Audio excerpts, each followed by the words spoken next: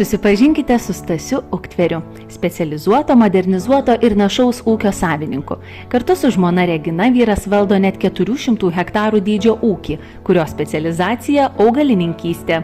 Lapių kaime šeima ūkininkauja nuo 1992 metų.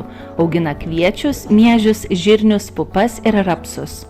Tėvai buvo žemdirbiai, dirbo kolūkyje, aš vis pastebėjau, mačiau.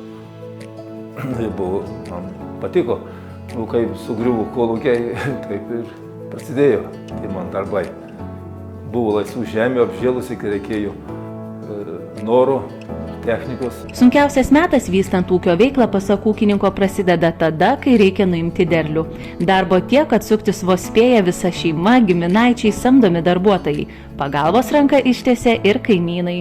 Yra gražiausiai, kai pasėjai ir sužaliuoja laukai, paskui, kad kūliam derlių nuimam, tai jau yra ko dirbti, ko vežti, tas yra duoda pagrindą mums.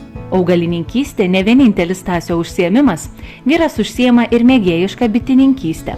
Tai nemenkas iššūkis, nes didžiausios priežiūros bitės reikalauja būtent tada, kada prasideda svarbiausi ūkio darbai. Tuomet, kaip sako Stasys, tenka suktis itin sparčiai.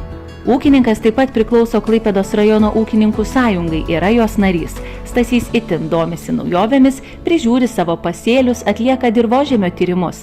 Taip pat, esant galimybei, įdarbina žemės ūkio mokyklų praktikantus.